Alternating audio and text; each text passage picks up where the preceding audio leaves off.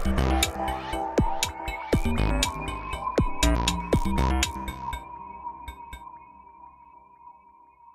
To our channel learning by doing with Shyam. तो friends, जैसा कि आप स्क्रीन पर देख रहे होंगे कि आज मैं लेके आया हूँ मैथ पेडागोजी से 30 क्वेश्चन है। ये क्लास 5वां कह सकते हो आप, ये 5वां क्लास है, या आप कह सकते हो इसको वीडियो 7 जो है मेरा, ये 7वां वीडियो है मैथ पेडागोजी के ऊपर। और ये जो 30 क्वेश्चन मैं प्रीवियस ईयर है कि प्रीवियस ईयर से लेके आया हूँ 30 क्वेश्चन जो पिछले ईयर में आए हुए हैं। तो आप जैसे कि आप स्क्रीनशॉट में देख भी सकते हो, ये सही है, ये हमने क्रॉप किया हुआ है प्रीवियस ईयर के पेपर से। तो फ्रेंड्स चलिए स्टार्ट करते हैं, 30 क्वेश्चन करते हैं, देखते हैं आप कितने कर पाते हो। तो फ्रेंड मैं पहले आपको ये बताना चाहता हूँ कि अगर आप ये वीडियो देखोगे तो मुझे लग रहा है आपको 70% मैथ पेडागोजी के क्वेश्चन आज ही तैयार हो जाएंगे। तो चलिए स्टार्ट करते हैं, लेकिन उससे पहले एक बार और रिक्वेस्ट करते हुए कि प्लीज़ सब्सक्राइब नहीं किए हो अभी तक मेरे चैनल को तो सब्सक्राइब कर लीजिए। चलिए लेते हैं पहला क्वेश्चन फ्रेंड। ये पहला क्वेश्चन है आपके सामने कि किसी विद्यालय में 660 विद्यार्थी हैं। इन विद्यार्थियों का 2/3 लड़के हैं और लड़कों की संख्या, तो कह रहा है लड़कों की संख्या का 3/4 खिलाड़ी हैं और लड़कियों की संख्या का 1/4 खिलाड़ी हैं। तो विद्यालय में कुल खिलाड़ी पूछ रहा है।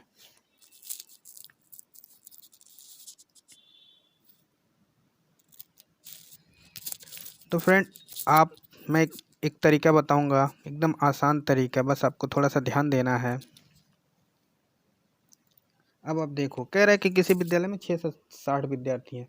तो इन विद्यार्थियों में क्या कह रहा है, 2/3 लड़के हैं। तो 2/3 का मतलब क्या होता है फ्रेंड, 2/3 का मतलब क्या होता है, 2/3, यही तो होता है 2/3 का मतलब।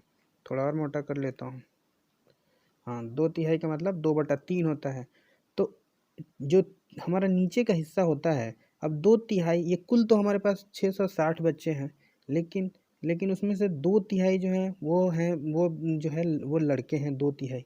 तो फ्रेंड दो ऊपर वाला जो होगा ये कम है, नीचे वाला ज़्यादा है, मतलब कुल लड़के कितने होंगे, 3 होंगे अगर हम देखा जाए तो। और 2/3 का मतलब ये दो जो है लड़के होंगे। अगर कुल लड़के 3 हैं तो कुल विद्यार्थी जो है 3 हैं, तो 2 उसमें लड़के होंगे और एक जो बचेगा वो लड़कियां होंगी। तो फ्रेंड इसी तरह तभी ये 2/3 बना है। तो चलिए मैं आपको करके दिखाता हूँ। तो कह रहा है कि 2/3, ठीक है, 2/3 हमने किया। तो फ्रेंड जब 2/3 कह रहा है तो ये 3 जो है, जो ये नीचे वाला 3 है, ये 3 किसके बराबर हो गया, कुल के बराबर। कुल यानी 660 विद्यार्थी। ये 3 जो नीचे 2/3 कर रखा है इसने, ये 3 ही तो बराबर है 660 के। तो अगर 3 बराबर है 660 के, तो एक बराबर कितना होगा, अगर एक विद्यार्थी का निकालेंगे तो ये 660 यहाँ पे आ जाएगा और नीचे 3 आ जाएगा। ये वाला 660 यहाँ रख देंगे और ये वाला इसके भाग में चला जाएगा। तो भाग दे दोगे तो आप कितना आ जाएगा, 2×3 = 6, 3 दूना 6 और 3 दूना 6 और 0, मतलब 220। तो जो हमारे पास निकल के आया 220, जो इसके हिसाब से हमारा निकल के आया एक, जो अगर अगर कुल टोटल 3 है तो एक जो है वो बराबर है कितने के, 220 के। अगर एक बराबर है 220 के, तो यहाँ कह रहा है कि लड़कों की संख्या 2/3 है, तो 2 बराबर हो जाएगा कितने के, 440 के। तो यही तो हो गया लड़कों की संख्या, ये हो गई आपके बॉय की संख्या। अगर अगर 440 हो गया लड़कों की संख्या, तो एक ही तो लड़की, यहाँ से अंतर करोगे तो एक आएगा, तो एक जो है वो लड़कियों की संख्या का अनुपात है 1। तो एक तो यहाँ हमने बता ही दिया कि एक जो है 220 के बराबर है, तो यही तो है लड़कियों की संख्या, गर्ल्स की। अब हमने बिना कुछ किए 660 में से खाली हमने ऐसे किया तो हमें लड़कियों की संख्या मिल गया। लड़कों की संख्या 440 हो गई और लड़कियों की 220। अब क्या कह रहा है, आप आगे देखो। अब कह रहा है कि लड़कों की जितनी संख्या है ना, उसके 3/4 खिलाड़ी हैं। अब कुल तो खिलाड़ी है नहीं 440 में से, उसके 3/4 ही खिलाड़ी हैं। तो हम आपको एकदम मिटा के दिखा देते हैं फिर।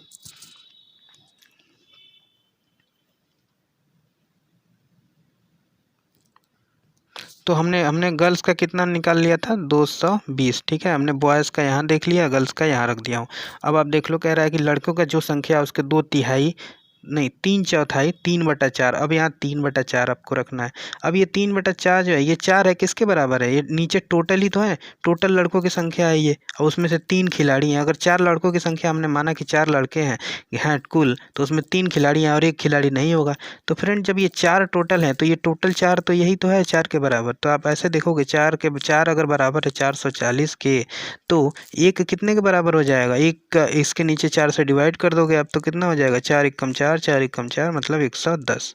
तो अगर एक जो है वो बराबर हो गया 110 के, और कुल लड़कों की संख्या 3 जो है खिलाड़ी हैं, तो यहाँ तीन तीन का 3 अगर 3 रखोगे, जब एक बराबर है इतना का 3 कितने के बराबर हो जाएगा? गुणा कर दोगे आप इसमें 3 से, गुणा करोगे 3 शून्य शून्य 3 एकम 3 और 3 एकम 3, तो टोटल खिलाड़ियों की संख्या निकल गई हमारी 330। 330 यहाँ से लड़कों की संख्या का खिलाड़ी, जितने लड़के कुल लड़कों में से 330 खिलाड़ी हैं। अब लड़कियों का निकालना है हमें। अब कह रहा है कि और लड़कियों की संख्या का 1/4 यानी 220 तो कुल लड़कियां हैं, लेकिन 1/4 उसमें से, यानी अगर 4 लड़कियों की संख्या कुल है तो एक ही उसमें से खिलाड़ी है और 3 खिलाड़ी नहीं है। तो अगर ये 4 जो टोटल है तो टोटल तो 4 यहाँ 220 है, तो 4 बराबर है 220 के। तो अगर आप 220 को भाग दोगे 4 से तो ये कितना आ जाएगा? 55 आ जाएगा। तो एक बराबर हो जाएगा कितने के? 55 के। तो यहाँ एक ही तो है, तो हमें आगे कुछ करना ही नहीं है। इसका मतलब लड़कियों की संख्या में 55 जो है वो खिलाड़ी हैं। तो हमने लड़कों की संख्या में 330 निकाल दिया था और लड़कियों की संख्या में 55 निकाल दिया। तो कह रहा है कि विद्यालय में कुल खिलाड़ियों की टोटल खिलाड़ियों की संख्या यानी 330 लड़कियों में हो गया, लड़कों में, 55 लड़कियों में। अब इसको आप जोड़ोगे तो 3 और 5 3 8 यानी 3 8 और 5 385। और 385 किस ऑप्शन में है? तीसरे वाले ऑप्शन में है, देख लो आप।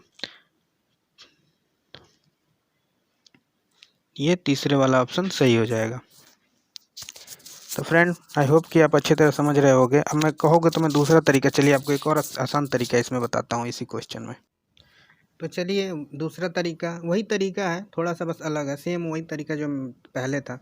तो आप यहाँ टोटल विद्यार्थी कह रहा है 660 है, टोटल विद्यार्थी 660 हैं। तो हमें कह रहा है कि इन विद्यार्थियों में 2/3 लड़के हैं। तो कैसे निकालोगे आप? ऐसे निकालोगे आप, अगर नॉर्मली कैलकुलेशन करके निकालोगे तो आप लिखोगे ऐसे 660 बटा 2 अब गुणे बटा 2/3 कर दोगे आप। ऐसे 660 गुणे 2/3 ऐसे निकालोगे अब लड़कों की संख्या।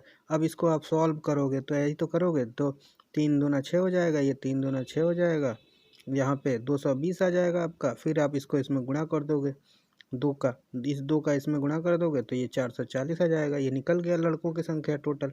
अब लड़कियों की संख्या की बात हो रही है, और तो लड़कियों की संख्या अब निकालना होगा। टोटल 660 कुल हैं। तो अब क्या करोगे? अगला स्टेप अब क्या करोगे? 660 में से 440 को घटा दोगे तो 0 2 2, तो यही लड़कियों की संख्या हो जाएगा। ये अगर ये बॉय की संख्या आ गई, यहाँ ये गर्ल्स की संख्या आ गई। तो अब क्या अगला स्टेप पढ़ोगे आपकी कि उस लड़कों में जो है टोटल में से 3/4 खिलाड़ी हैं। तो अब क्या करोगे? फिर अगला स्टेप आप 440 लिखोगे, गुणे 3/4 करोगे, 3/4। तो फिर आप इसको डिवाइड करोगे इससे, तो ये 110 हो जाएगा। फिर ये 3 का इसमें गुणा कर दोगे तो ये आ जाएगा 330। वही चीज़ आ रहा है। तो ये कुल लड़के मिल गए हमको जो खिलाड़ी हैं। अब लड़कियों की बात आ गई। अब अगला स्टेप, तो लड़कियों में 1/4 खिलाड़ी हैं, तो लड़कियों की संख्या आपको पता है 220। अब आप क्या करोगे? अगला स्टेप हम यहाँ लिख देता हूँ, यहीं ऊपर ही लिख देता हूँ। अब अगला स्टेप आप करोगे 220 और गुणे क्या करोगे? 1/4 करोगे, ऐसे भाग दोगे आप। तो ये भाग दोगे तो ये 4 पचे 20 और एक और 4 पचे 20 यानी 55 यहाँ से आ जाएगा। इस 55 का आप 1 में गुणा करोगे तो 55 आ जाएगा। यानी लड़कियों का कुल खिलाड़ियाँ जो है, लड़कियाँ हैं वो 55 हैं और लड़के जो कुल खिलाड़ी हैं वो 330 हैं। अब इसको आप जोड़ दोगे दोनों को तो आ जाएगा आपका सी वाला ऑप्शन 385। वही चीज़ है सेम। तो चलिए अब अगला क्वेश्चन देखते हैं। ये अगला क्वेश्चन है कि रेणु अपने 9 मीटर लंबे 7 मीटर चौड़े कमरे के फर्श पर टाइल लगाना चाहती है, टाइल्स, और टाइलों के निम्न साइज का जो ये नीचे चारों निम्न साइज दे रखा है, वह इनमें से कौन सी टाइल्स खरीदे जिससे कि फर्श पर टाइल बिना काटे बिना तोड़े लग जाए, बिना काटे लग जाए। तो फ्रेंड इसमें क्या करना है? सबसे पहले एकदम सिंपल सा क्वेश्चन है ये। आपको क्या करना है? सबसे पहले तो देख उसके कमरे का क्षेत्रफल निकाल लेना है, तभी तो आप उस टोटल टाइल का क्षेत्रफल निकालोगे। तो आप देखोगे कि यहाँ कमरे की लंबाई जो है वो 9 मीटर है और चौड़ाई जो है वो 7 मीटर है। तो आप क्षेत्रफल निकालोगे तो लिखोगे 9 इंटू 7 यानी 63 मीटर। ये मीटर में दे रखा है तो 63 मीटर उसके कमरे का क्षेत्रफल हो गया। अब चूंकि यहाँ ऑप्शन में सेंटीमीटर में दे रखा है तो आप इसको भी जो ये आ रखा है मीटर में, इसको भी आप सेंटीमीटर में बदल लोगे तो क्या करोगे, सेंटीमीटर बदलने के लिए आप 100 से इसमें गुणा कर दोगे। 1 मीटर बराबर 100 सेंटीमीटर। तो ऐसे ही आप इसको गुणा करोगे तो ये सेंटीमीटर में बदल जाएगा, 6300 सेंटीमीटर में आ जाएगा, यानी ऑप्शन के बराबर आ गया ये, इस ऑप्शन के बराबर, ये वाले ऑप्शन। तो अब इसमें देखोगे अब 35 और तब अब 6300 आ गया। अब क्या करोगे, इन सारे ऑप्शनों का आप गुणा करोगे, इसका भी क्षेत्रफल निकालोगे, इन सारे ऑप्शनों का इसका क्षेत्रफल निकाल के, और कह रहा है कि किसी टाइल्स को काटे बगैर लगाना है। तो फ्रेंड काटे बगैर का मतलब हुआ कि आप जो इसका क्षेत्रफल निकालोगे, इस जितना आएगा उसको इसमें भाग दोगे। अगर भाग दोगे तो वो पूरा पूरा कट गया, पूरा पूरा कट जाना चाहिए, क्योंकि यहाँ टाइल्स को बिना काटे लगाना है। इसका मतलब कि शेष रिमाइंडर कुछ आना नहीं चाहिए, शेष कुछ नहीं आना चाहिए, पूरा पूरा कट जाना चाहिए। अब इसको भी आप यहाँ से क्षेत्रफल पूरा इसका निकाल के इस टाइल्स का, एक टाइल्स का, फिर इसमें डिवाइड करोगे, पूरा पूरा कट जाना चाहिए, रिमाइंडर नहीं आना चाहिए। सेम चारों ऑप्शनों से करना पड़ेगा इसको आपको, और तब देखना पड़ेगा। तो आप अगर 35 का गुणा करोगे, चलो इसको मिटा के मैं आपको करके दिखा देता हूँ। अब तो ये 6300 सेंटीमीटर आ गया है, हमने इसको मिटा दिया अभी फ़िलहाल, और हमने यहाँ पे लिख दिया 6300 सेंटीमीटर कमरे का क्षेत्रफल। अब 35 और 35 का आप गुणा करोगे तो कितना आएगा, आप गुणा करके देख लेना।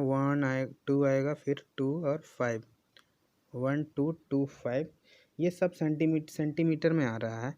अब इसका गुणा करोगे तो आएगा कितना है, 65 और 40 है ना, तो इसका गुणा करोगे तो आएगा 2600, सॉरी इसका गुणा करोगे आप तो ये लिख नहीं रहा है, 1 मिनट, 2600 आएगा इसका। फिर तीसरे का आप गुणा करोगे 55 40 का तो कितना आएगा, 1 मिनट, ये 55 40 का मीन्स 4 पच्चे 20, 4 पच्चे 20, 22, मतलब ये आ जाएगा 2200। और ये लास्ट वाला अगर आप गुणा करोगे तो ये आएगा 1575। अब ये चारों चीज़ आ गया। अब इसमें आपको इसमें चारों से भाग देना है, तो इससे दोगे तो आप कुछ शेष बच जाएगा, इससे भी दोगे तो शेष बचेगा, इससे भी शेष बच जाएगा।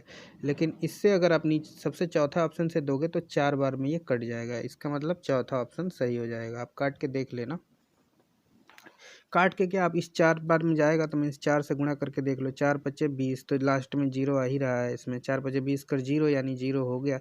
फिर 4 सत्ते 28 और 2 हासिल था तो 30 हो गया, फिर 0 मिल गया हमें 3, फिर 4 पच्चे 20 और 3 23 यानी 3 यहाँ फिर मिल गया हमें, 2 ऑप्शन 2 बचा अभी शेष, और फिर 4 एकम 4 और 2 6 यानी 6 यहाँ पे है ही, तो इस चेक भी हो गया ये, तो इसका मतलब चौथा ऑप्शन सही होगा। नेक्स्ट क्वेश्चन देखते हैं। ये अगला क्वेश्चन है कि 6 घंटों में सेकेंडों की संख्या निम्नलिखित में से किसकी मिनटों की संख्या के बराबर होगा। अब जैसा कि फ्रेंड दे रखा है 6 घंटों में सेकेंडों की संख्या हमें निकालनी है, तो हमें पता है कि एक घंटे में क्या होता है, 1 घंटे में 60 मिनट होते हैं, और 1 मिनट में 60 सेकेंड होते हैं। तो अगर 1 मिनट में 60 सेकेंड होते हैं तो ये तो 60 मिनट है ना, तो 60 मिनट यानी 1 घंटा, तो 1 घंटे में कितने सेकेंड हो जाएंगे, 1 घंटे में 36, ये 6 में 6 का और 2 जीरो, और सॉरी 6 6 36 और 2 जीरो, और हाँ मैंने इतना हो गया, ठीक है, यानी 3600। तो ये 3600 कितने में आया ये,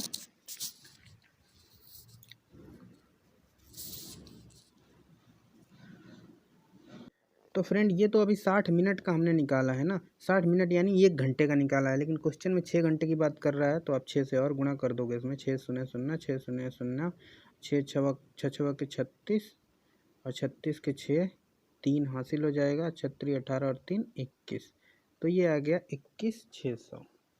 अब ये टोटल सेकेंड हमारे 6 दिन के टोटल सेकेंड आ गए 21,600।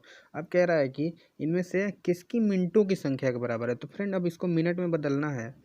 21600 को मिनट में बदलोगे आप, ये तो अभी सेकेंड में है, मिनट में बदलोगे 60 से भाग दे दोगे इसमें 0 से 0 और ये काटोगे आप तो आ जाएगा आपका मतलब 3 4 18। हाँ तो ये आ जाएगा आपका 360, काट दोगे तो ये 360 आ जाएगा। अब ये जो कह रहा है, ये जो आया है ये इन चारों ऑप्शनों में से कह रहा है कि निम्नलिखित में से किसकी मिनटों की संख्या के बराबर है। तो ये किसकी मिनटों की संख्या के बराबर है। 10 दिन में कितने मिनट होंगे, 12 दिन में। अब हमें चेक करना है कि 10 दिन में 360 मिनट होंगे, 12 दिन में 360 मिनट होंगे, या 15 दिन में 360 मिनट होंगे, या 16 दिन में 360। जिस ऑप्शन में 360 मिनट हो जाएंगे वही ऑप्शन सही हो जाएगा। तो आप देखोगे कि एक दिन में 24 घंटे होते हैं, एक दिन में 24 घंटे, तो हमें इसी को अब देख के चलना है। एक दिन में 24 घंटे होते हैं तो मतलब यानी 24 घंटे का एक दिन होता है। तो आप 360 को ये 360 को ही तो माना है दिन के बराबर। तो आप 360 में अगर 24 से भाग दे दोगे तो 15 बार में ये जाएगा, यानी तीसरा ऑप्शन सही हो जाएगा। आप करके देखना, 360 में 24 का भाग दोगे तो 15वां ऑप्शन आज सही हो जाएगा। नेक्स्ट क्वेश्चन देखते हैं। ये क्वेश्चन है कि 4 घनाभाकार बक्सों की बीमाएँ नीचे दी गई हैं, जो ये दे रखी हैं 20 25 सबका दे रखा है चारों का। अब कह रहा है कि लकड़ी के 18,440 सेंटीमीटर घनों को पैक करने के लिए निम्नलिखित में से किन बक्सों का प्रयोग होगा। और फ्रेंड चूंकि ऑप्शन में दे रखा है 1 2 1 3, यानी दो का जोड़ा बना रखा है ऑप्शन में। देखो आप 2 2 का जोड़ा, तो इसमें से कोई दो एक साथ मिल के ऑप्शन कंप्लीट करेंगे। तो इसमें क्या करना पड़ेगा आपको, अब इसमें लंबाई भी दे रखा है, चौड़ाई भी और ऊंचाई भी, तो इसका मतलब आप इसका क्षेत्र आयतन निकालना पड़ेगा आपको। चूँकि ये 3D है, क्योंकि इसमें हाइट भी दे दिया है, तो आप इसको तीनों को गुणा करना पड़ेगा। अब जैसे पिछला क्वेश्चन हमने किया था, सबका अलग अलग आपको निकालना पड़ेगा। अब 20 25 और 18 का गुणा करके आयतन निकालना पड़ेगा आपको। तो जब 20 25 18 को आप गुणा करोगे तो ये आएगा 9,000। ठीक है, फिर आप 23 20 और 20 को गुणा करोगे तो ये आएगा 9200। और आप 20 22 और 21 को गुणा करोगे तो ये आएगा 9240। और ये तीसरा ऑप्शन गुणा करोगे 24 20 और 19 तो ये आएगा आपका 9120। तो अब देखो, अब कह रहा है कि अब हमें टोटल कितना घन बनाना है, कितना घन सेंटीमीटर बना देना है, 18,440 बनाना है। तो अब इसमें से चूंकि यहाँ दो दो ऑप्शन एक साथ जुड़े हैं, तो आप दो दो ऑप्शन इसमें से जोड़ के देख लो किस में आएगा 18,440। तो 9 9 तो सब में है, लेकिन हमें 440 एक्स्ट्रा और लाने हैं। तो फ्रेंड आप देखो, इसको दोनों को जोड़ के 9 और 9 18 और 2 440 ये हो जाएगा। ये दोनों ऑप्शन आप जोड़ दोगे तो कौन से ऑप्शन जुड़ रहे हैं, 2 और 3, यानी तीसरा ऑप्शन सही हो जाएगा 2 और 3 का। इन तीनों का आप गुणा करके चेक कर सकते हो। ये 9,000 आएगा, ये 9,200 आएगा, ये 9,000 मतलब 9,240 आएगा, और ये आपका 91 9,120 आएगा। तो इसमें ये तीसरा ऑप्शन 2 और 3 वाला सही हो जाएगा। चलिए अगला क्वेश्चन देखते हैं। तो इस क्वेश्चन को देखते हैं कि किसी आयत की लंबाई 80 सेंटीमीटर परिमाप वाले एक वर्ग की भुजा का 2 गुना है। यदि आयत की चौड़ाई 20 सेंटीमीटर है तो आयत का क्षेत्रफल हमें निकालना है। फ्रेंड ये क्वेश्चन जो है हर सीटेट में पूछा जाता है। इसको VI कह सकते हो आप, या VBI भी कह सकते हो। ये हमेशा आता है इस तरह। ये वाला क्वेश्चन आप प्रैक्टिस अगर नहीं भी आता है तो कर लोगे, तो ये क्वेश्चन हमेशा आता है इसी तरह का। वैल्यू बस बदल दी जाती है, यहाँ पे वैल्यू बदल दी जाएगी, लेकिन क्वेश्चन का फॉर्मेट सेम रहता है। ये क्वेश्चन ऐसे ही आता है। चलिए इसको करते हैं। कह रहा है किसी आयत की लंबाई 80 सेंटीमीटर परिमाप वाले एक वर्ग की भुजा का 2 गुना है। मान लीजिए ये आयत कह रहा है, ये आयत है, और फिर कह रहा है कि एक वर्ग है। ये वर्ग माने जिसकी चारों भुजाएं बराबर हों, चारों भुजाएं, आयत जिसकी आमने सामने की भुजाएं बराबर हों। तो ये हो गया कि कह रहा है 80 सेंटीमीटर परिमाप वाले एक वर्ग की भुजा का 2 गुना है। मतलब वर्ग का परिमाप है 80 सेंटीमीटर, उसकी भुजा का 2 गुना इसकी क्या है, लंबाई है। तो वर्ग का अगर ये वर्ग ये वाला वर्ग है, सॉरी ये वाला अगर वर्ग है तो वर्ग का परिमाप का क्षेत्रफल क्या होता है, वर्ग का परिमाप का फॉर्मूला क्या होता है 4a, या 4 गुणे भुजा कह लो अब, 4 गुणे एक भुजा, क्योंकि अगर ये चारों भुजाएं बराबर होती हैं इसकी, अगर एक भुजा की अगर माप a दे रखा है तो ये भी a ही होगा, ये भी a होगा और ये भी, तो इसलिए 4a यानी ये एक भुजा, तो इसलिए आप 4 गुणे a भी कर सकते हो। तो ये होता है परिमाप का फॉर्मूला वर्ग के 4a। तो कह रहा है यहाँ पे कि जो 4a है यानी परिमाप जो है वर्ग का वो बराबर है 80 सेंटीमीटर वाले परिमाप, यानी 80 सेंटीमीटर के।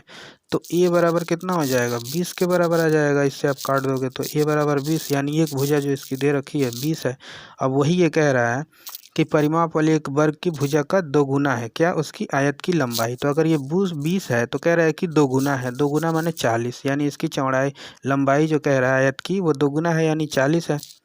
तो अब 40 निकल गया। अब कह रहा है कि आयत का चौड़ाई जो है 20 है। अब 40 तो हमने निकाल लिया, अब इसकी चौड़ाई को कह रहा है 20 है। तो आयत का क्षेत्रफल, तो आयत का क्षेत्रफल निकाल लो आप, कितना आ जाएगा, आयत का क्षेत्रफल करोगे ये गुणा हो जाता है ये दोनों, तो 4 दूना 8, यानी 4 दूना 8 और 2 0 800 आ गया। तो कह रहा है आयत का क्षेत्रफल वर्ग के क्षेत्रफल से कितना अधिक है। तो वर्ग का एक भुजा 20 आ गया है, तो वर्ग का क्षेत्रफल का फॉर्मूला होता है कि एक भुजा का स्क्वायर यानी a का स्क्वायर। तो a जो है 20 है, तो 20 का स्क्वायर आप कर दोगे 20 का, तो कितना आ जाएगा, 2 दूना 4 और 2 0 400। तो मानी यानी यहाँ 800 है तो यहाँ 400 यानी 2 गुना है, तो कितने का अंतर है 400। ऑप्शन डी सही है, अधिक कितना है 400 है। नेक्स्ट क्वेश्चन, ये क्वेश्चन है, हारून एक फल की दुकान पर गया, उसने 1.5 दर्जन केले 2.5 रुपये प्रति केले की दर से, 3.5 किलो सेब इतना प्रति किलो की दर से, 1.5 किलो आम इतना प्रति किलो की दर से और 750 ग्राम अंगूर 120 प्रति किलो की दर से खरीदे। यदि उसने फल विक्रेता को 500 दिए हैं तो उसे विक्रेता से वापस कितने मिलेंगे। तो चलिए इसको करके देखते हैं। तो कह रहा है हारून एक फल की दुकान पर गया है, उसने 1.5 दर्जन केले खरीदे हैं। एक दर्जन केले का जो दाम, एक केले का प्रति केले की बात कर रहा है, तो अगर एक केले का, यहाँ पे मैं यहाँ से स्टार्ट कर रहा हूँ, एक केले का दाम जो है वो 2.50 यानी 2.5 रुपये, यानी आप कह सकते हो 2 सही 1/2, यानी आप कह सकते हो 2 दूना 4 5/2 रुपये। एक केले का दाम कितना है 5/2 रुपये। तो 1.5 दर्जन खरीदा है, यानी एक दर्जन में 12 और आधा दर्जन और यानी 6, माने मीन्स 18 केले उसने खरीदे हैं।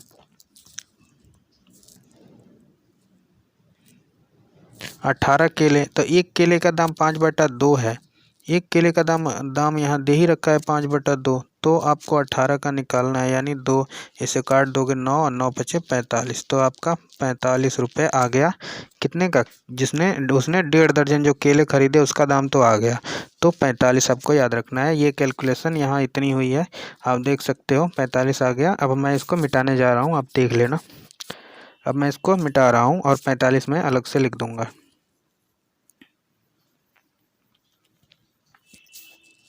अब फ्रेंड हमने केले का तो निकाल लिया, हमने बी फॉर बनाना लिख दे रहा हूँ। बनाने का दाम कितना हमने निकाल लिया है 45 रुपये।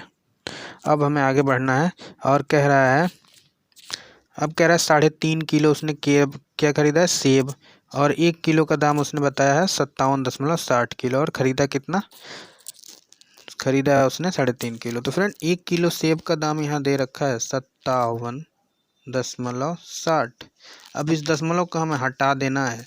इस दशमलव को हटाने के लिए हम क्या करेंगे, नीचे जितने अगर हम नीचे 1 तो रहता ही है हमेशा, संख्या के नीचे 1 तो हमेशा रहता है, वो तो छुपा रहता है, लिखो या मत लिखो। लेकिन अगर इस पॉइंट को हमें हटाना है, यहाँ पे था पॉइंट, वो यहाँ पे है, इसको आऊँगा 1 अंक, अगर 1 अंक दूर हटाना है तो यहाँ 0 कर दिया, तो वो पॉइंट यहाँ आ गया। लेकिन इस जीरो के बाद भी अगर लगाना है तो एक जीरो और लगा लेंगे, क्योंकि हमें इसकी ज़रूरत नहीं है, क्योंकि पॉइंट के बाद जीरो की वैल्यू कुछ नहीं होती है, तो हम 10 ही मान सकते हैं। एक अंक के बाद निकल गया, इधर जीरो है, तो आप अगर इधर भी इसके बाद भी जीरो रखना चाहते हो तो रख लो, लेकिन क्योंकि इस जीरो से ये जीरो तो कट ही जाएगा फिर। तो हमारे पास कितना आया 57, हमने पॉइंट हटा दिया तो ये 576/10 आ गया। तो फ्रेंड ये आ गया 1 किलो मूल्य 576/10 आ गया 1 किलो का। तो 3.5 किलो, यानी 3.5 किलो का मतलब 3 सही 1/2, यानी 3 दूनी 6 7/2। आप इसको 7/2 भी रख सकते हो, 3.5 किलो का मतलब 60/2 भी होता है। तो 1 किलो सेब का मूल्य इतना दे रखा है 576/10, तो 3.5 किलो यानी 7/2 का कितना, सॉरी 2। तो अब इस 2 से आपको ऊपर वाले ये संख्या काटोगे तो कितना आ जाएगा, 2 दूना 4, 2 दूना 4 और यहाँ 2 अट्ठे 16 और फिर 2 अट्ठे 16, 2 दूना ये 5 है तो 2 दूना 4 होगा, यहाँ पे एक बचेगा 7 17 हो जाएगा, फिर 2 अट्ठे 16 एक बचेगा ये 16, तो मतलब 288 आ गया। 288 अभी है, अभी 7 भी है और 10 भी है। तो फ्रेंड 10 को आप हटा दोगे, इस जीरो को हटाओगे, जैसे हमने जीरो वहाँ पॉइंट हटाने के लिए जीरो लगाया था, उसलिए अगर पॉइंट हमें ऊपर लगाना है तो जीरो को अगर 10 को हटाओगे तो पॉइंट यहाँ लग जाएगा, ये यहाँ पे लगाया मैंने, देख लो आप, ये 8 के बीच में। अब ये हो गया कितना, इसको मैं मिटा के 1 मिनट लिखता हूँ यहाँ। अब आ गया 28.8 और हमारे पास क्या बचा 7, ये इतनी चीज़ बची है हमारे पास 28,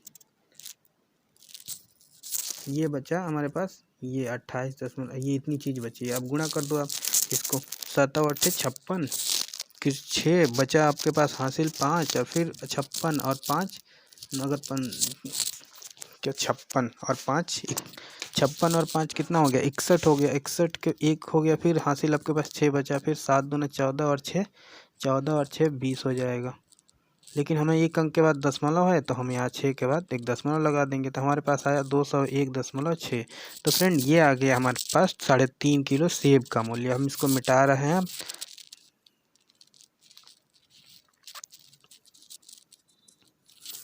तो अब हम लिखेंगे क्या है, सेब है ना, तो ए फॉर एप्पल, एप्पल का दाम हमने निकाला 201.6।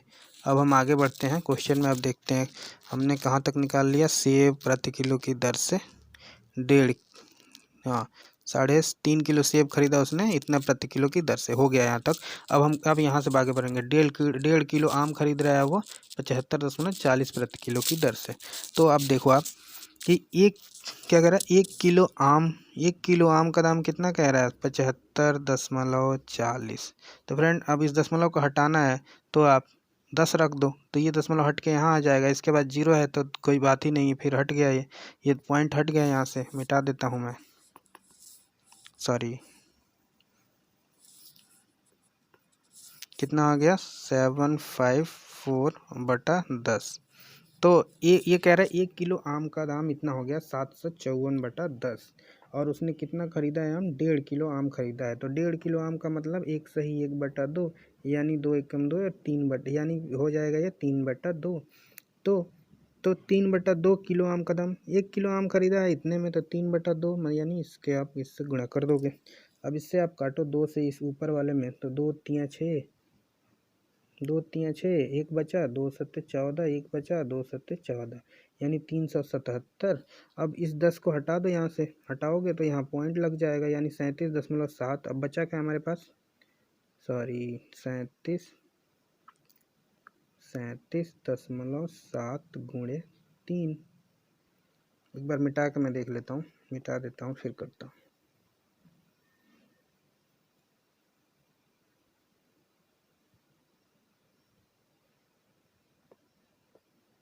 अब बचा क्या हमारे पास 37, सॉरी चल नहीं रहा,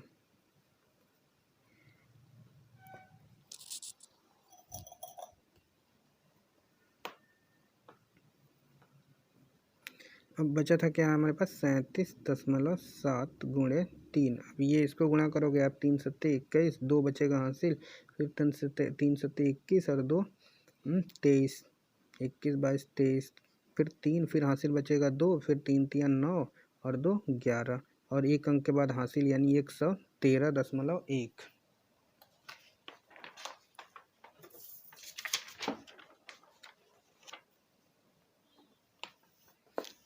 तो फ्रेंड ये आ गया 113.1 कितना आम का, कुल आम का मूल्य 1.5 किलो आम का मूल्य हमारे पास आ गया। हम मिटा के अब ऊपर लिख देता हूँ मैं यहाँ पे M फॉर मैंगो और कितना आ गया 113.1, ये आ गया आम तक। अब आगे क्या है और कह रहा है कि 750 ग्राम अंगूर खरीदा है 120 प्रति किलो की दर से। तो फ्रेंड्स यहाँ पे 1 किलो अंगूर तो खरीदा नहीं है, यहाँ पे ग्राम में दे रखा है 750 ग्राम खरीदा है। तो फ्रेंड 1 किलो में कितना, और चूंकि यहाँ बता रखा है कि 1 किलो जो अंगूर का दाम है 120, मैंगो तक निकाल लिया है। हम आगे देख रहे हैं 750 ग्राम अंगूर खरीद रहा है और 120 रुपये प्रति किलो अंगूर का रेट है, यानी 750 ग्राम ही खरीद रहा है। तो हम इसको ग्राम में लिखेंगे 100 ग्राम यानी 1000 ग्राम यानी 1 किलो। तो 1000 ग्राम यानी 1 केजी का दाम उसने बता रखा है 120 रुपये प्रति किलो। तो 1 किलो अगर 1 ग्राम का मूल्य अगर निकालेगा तो 120/1000 हो जाएगा, 1000 हो जाएगा। और हमें टोटल खरीदा उसने कितना है, सॉरी लिख नहीं रहा, हाँ 750 ग्राम खरीदा है। इस जीरो से ये जीरो कैंसिल कर दो, एक जीरो से ये जीरो कैंसिल कर दो, इस जीरो को हटाओगे, अब कोई जीरो नहीं है तो यहाँ पॉइंट लगा दो। तो 12 और 75 का गुणा करना है, तो 12 पच्चे, अब 12 और 75 का गुणा करना है तो आप ऐसे ही डायरेक्ट गुणा कर दो, 12 पच्चे 60 हो जाएगा और 12 सत्ते 84 हो जाएगा। तो यहाँ पे कितना हो जाएगा, ये 8 6 4 10 और 8 1 9 यानी 900 हो जाएगा, 900 हो जाएगा। लेकिन एक अंक के बाद यहाँ दशमलव है, यहाँ एक 1.2 है फ्रेंड यहाँ पे, तो हम पॉइंट लगा देंगे तो हमारे पास बचेगा सिर्फ 90। तो ये आ गया हमारा अंगूर का दाम। अब यहाँ मिटाएगा, मैं इसको लिख देता हूँ।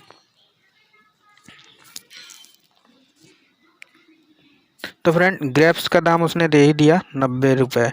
अब आप इसको ऐड करोगे तो ये हो जाएगा आपका 7 और यहाँ पे हो जाएगा 5 1 6 और सॉरी 5 1 6 और 3 9, यहाँ पे 9 हो जाएगा।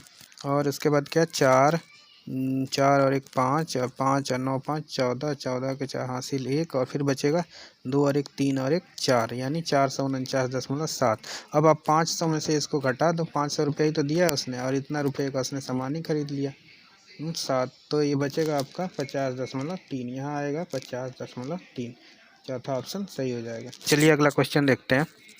ये क्वेश्चन है कि एक लकड़ी के बक्से में 10,290 पुस्तकों को पैक करना है। एक लकड़ी के बक्से में यदि एक बक्से में 98 ही पुस्तक आती हैं और एक बक्से का मूल्य 518 है तो कितने ऐसे बक्से लगेंगे, पूछ रहा है कितने ऐसे बक्से लगेंगे और कितने बक्से लगेंगे जिनका मूल्य और उनका मूल्य कितना होगा, ऐसे पूछ रहा है। तो चलिए देखते हैं। लकड़ी के बक्सों में 10,290 पुस्तकों को पैक करना है, एक बक्से में 98 पुस्तकें आ रही हैं। तो यानी तो इसको करते हैं। तो कह रहा है फ्रेंड 10,290 पुस्तकों को पैक करना है और एक बक्से में जो है, एक बक्से में 98 पुस्तक आते हैं। तो टोटल बक्से हमें काउंट करने हैं कि टोटल बक्से कितने होंगे। जब एक बक्से में 98 आ रहे हैं और इतना पुस्तकें हैं 10,290, तो आप अगर बक्से निकालने होंगे तो आप क्या करोगे, 10,290 को 98 से भाग दे दोगे। अब 98 से भाग दो आप ऐसे ही पहले, तो ये हो जाएगा आपका 2 चौके 8 और 2 9 18, यहाँ 49 बार में जाएगा। फिर यहाँ 2 पंजे 10 और 2 पंजे 10, 2 एक कम 2, 2 चौके 8 और 2 पंजे 10। फिर 7 से कट जाएगा, 7 सत्ते 49, फिर 7 सत्ते 49 और 2 7 तियाँ 21 और 7 पचे 35। फिर ये 7 से कट जाएगा, 7 एकम 7 0, 7 पचे 35, यानी इसका आ जाएगा 105। तो टोटल बक्से जो कितने लगेंगे, 105 लगेंगे हमें बक्से 10,290 पुस्तकों को पैक करने में। और कह रहा है कि एक बक्से का मूल्य 518 है। तो अब एक क्या कहते हैं, एक बक्से का मूल्य 518 है और टोटल बक्से हमें 105 लग रहे हैं। तो अब कुल का मूल्य निकालने के लिए इन दोनों का गुणा कर दो। अब गुणा कर दो 105 और 518 का। तो फ्रेंड 8 पचे 40 यानी 0, तो ऑप्शन में देख रहे हो आप कि कौन से ऑप्शन में, चारों में कौन से ऑप्शन में इकाई के अंक में जीरो है, दूसरे में। तो आपको अगर जल्दी से टाइम अब नहीं, टाइम बचाना है तो आप इसको सही मार सकते हो, क्योंकि किसी और में इकाई के अंक में जीरो नहीं है और हम गुणे में हम देख रहे हैं कि इकाई में जीरो आ जा रहा है, तो यही सही हो जाएगा। अब अगर कंफर्म करना चाहते हो तो पूरा गुणा करो, आप पूरा गुणा करो तो 8×40, अब हासिल बचेगा 4, और 8 से जीरो गुणा करोगे जीरो, मतलब 4 हो जाएगा यहाँ पे, और 8 एकम 8, और फिर 1 5 1 0 1 1 105, फिर 5 5 25। फ्रेंड यही आ जाएगा, आप करके देख लेना, कंफर्म यही आ जाएगा। चलिए अगला क्वेश्चन देखते हैं। ये अगला क्वेश्चन है फ्रेंड कि प्राथमिक स्तर पर लंबाई को मापना, लंबाई को मापना विषय पढ़ाने के लिए कौन सा श्रेणी क्रम उत्तम है। इसमें प्रामाणिक मापों का उपयोग करना, अप्रामाणिक मापों का उपयोग करना, और फिर प्रामाणिक इकाई को विकसित करना, फिर तुलना करना, ये क्रम इसमें कौन सा उत्तम है बताना है। तो फ्रेंड इसमें आप ऑप्शन को हटा सकते हो। आप देखो जिसमें सबसे पहले तुलना करना होता है ना, तुलना सबसे पहले होती है, तो जिसमें जिस ऑप्शन में तुलना सबसे पहले होगा वही ऑप्शन अभी बचेगा। तो सबसे पहले इसमें तुलना नहीं है, प्रामाणिक मापों का उपयोग पहले ही कर दिया है, तो ये गलत हो जाएगा। फिर इसमें पहले तुलना है तो इसको रखते हैं, फिर इसमें पहले तुलना ये भी रखते हैं, और चौथा भी पहले प्रामाणिक इकाई को विकसित कर दिया, जो कि ये लास्ट में होता है। तो ये जो है अब गलत हो गया, पहले ही रख दिया इसने। अब इन दोनों में देखते हैं, तुलना करना ठीक है, फिर अप्रामाणिक मापों का उपयोग करते हैं, फिर प्रामाणिक इकाई को विकसित करते हैं। प्रामाणिक मापों का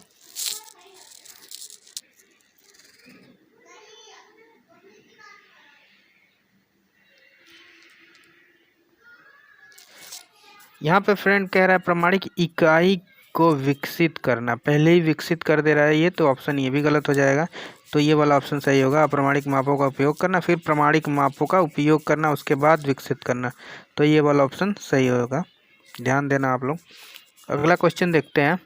ये क्वेश्चन है कि चौथी कक्षा के विद्यार्थियों के लिए अधिगम उद्देश्य दिया गया है। क्या विद्यार्थी दशमलव वाली दो संख्याओं को कि जो कि दशमलव के 2 स्थान तक है को क्रम में रखने और उसकी तुलना करने की योग्यता रखता है। ये चौथी कक्षा के विद्यार्थियों के लिए जो अधिगम उद्देश्य दिया गया है, उसमें कह रहा है कि विद्यार्थी दशमलव वाली दो संख्याओं की जो कि दशमलव के 2 स्थान तक हैं को क्रम में रखने और उनकी तुलना करने की योग्यता रखता है। यह अधिगम का उद्देश्य उल्लेख करता है, क्या उल्लेख करता है? तो फ्रेंड इसमें आप देखो, यहाँ से यहाँ तक आप पढ़ोगे तो क्या समझ में हमें आ रहा है? विषयात्मक ध्येय है क्या, कंटेंट गोल है, या प्रक्रियात्मक गोल है? प्रक्रियात्मक गोल यानी प्रोसेस गोल है ये, कि सुव्यवस्थितता गोल है ये, या डिस्पोजिशन गोल कहते हैं जिसे, या सोशल ध्येय यानी सामाजिक ध्येय, या सोशल गोल। तो इसमें आप देखोगे विद्यार्थी दशमलव वाली दो संख्याओं की जो कि दशमलव के 2 स्थान तक है को क्रम में रखने और उनकी तुलना करने में योग्यता रखता है। तो ये प्रक्रिया फॉलो कर रहा है, लेकिन यहाँ चीज़ है योग्यता रखता है, तो ये वाला ऑप्शन नहीं होगा, दूसरा वाला। फिर सुव्यवस्थित ध्येय ये भी नहीं होगा, सामाजिक ध्येय तो होगा ही नहीं, तो एक ही ऑप्शन बच रहा है विषयात्मक ध्येय, यानी जो है कंटेंट, जो भी है कंटेंट गोल, ये वाला ऑप्शन सही होगा। नेक्स्ट क्वेश्चन देखते हैं। कक्षा 4 में सममिति और परावर्तन की ज्यामितीय संकल्पनाओं की वृद्धि के लिए निम्नलिखित में से कौन से व्यवहार कौशल उपकरणों की आवश्यकता है? सममिति और परावर्तन। तो फ्रेंड ये कक्षा 4 की बात कर रहा है और सममिति और परावर्तन की, तो काउंटर ये वाला ऑप्शन तो होगा नहीं। मोतियों की माला से पूरा समझ में नहीं आएगा, सारी चीज़ें नहीं हो पाएंगी। तो बिंदु सीट है जो डॉट पेपर, इसके थ्रू सममिति भी और परावर्तन, इनकी जो संकल्पना है इसको समझाया जा सकता है। बिंदु सीट और डॉट पेपर, गिनतारा भी आधा अधूरा लग रहा है, तो तीसरा ऑप्शन मेरे हिसाब से सही होगा। चलिए अगला क्वेश्चन देखते हैं। ये अगला क्वेश्चन है फ्रेंड, कक्षा 5 में गणित के पीरियड में यह वाद विवाद रखा गया है। कौन सा वाद विवाद? शून्य सबसे अधिक प्रभावशाली संख्या है। यह क्रियाकलाप बच्चों को प्रोत्साहित करता है। क्या मित्रों को सहयोग देने में, विश्लेषण और संप्रेषण में, वे संख्याएं लिखने में जिनमें शून्य हो, वे समस्याएं हल करने में जिन संख्याओं के अंत में शून्य हो। तो फ्रेंड चूंकि यहाँ कह रहा है वाद विवाद रखा गया है, तो क्या मित्रों का सहयोग देने में ये वाला ऑप्शन होगा, कोलैबोरेट विथ फ्रेंड? तो अगर वाद विवाद वाली बात है तो आप ऑप्शन पढ़ते हैं हम, तो विश्लेषण और संप्रेषण यानी एनालाइज एंड कम्युनिकेट। तो ये वाद विवाद चल रहा है तो एनालाइज भी हो रहा है, कम्युनिकेशन भी हो रही है, तो हमें ये वाला ऑप्शन सही लग रहा है। देखते हैं फिर भी आगे। वे संख्याएं लिखने में जिनमें शून्य हो, ये इस तरह के option. Right number containing zero, इसके लिए वाद विवाद, ये तो ऑप्शन ही ठीक नहीं है, तो ये गलत हो जाएगा। फिर वे जिनके अंत में जीरो है, ये भी गलत हो जाएगा। तो तर्कपूर्ण जो है 2 ही ऑप्शन लग रहे हैं, तो मित्रों को सहयोग देने में भी नहीं होगा, फिर एक ही ऑप्शन बचता है दूसरा, तो यही सही भी है। चलिए अगला क्वेश्चन देखते हैं। ये क्वेश्चन है कि यदि एक शिक्षार्थी को संख्याओं और परिकलन में समस्या हो रही है तो उसमें असमर्थता हो सकती है जिसका नाम है संख्याओं और परिकलन। फ्रेंड्स, संख्याओं और परिकलन यानी नंबर एंड कैलकुलेशन, परिकलन यानी कैलकुलेशन, नंबर एंड कैलकुलेशन में, संख्या में और कैलकुलेशन में दिक्कत हो रही है तो डिसकैलकुलिया होता है, यानी गणितीय क्षमता हो गई, और कैलकुलेशन में जा रहा है तो क्वेश्चन भी चूंकि मैथ पेडागोजी से है तो डिसकैलकुलिया ही होगा, ऑप्शन नंबर तीसरा। आपको पता है कि पठन अक्षमता डिसलेक्सिया होता है, लेखन अक्षमता डिस्ग्राफिया होता है, और उसके बाद गणितीय जो है वो डिसकैलकुलिया होता है, तो तीसरा ऑप्शन सही होगा इसमें।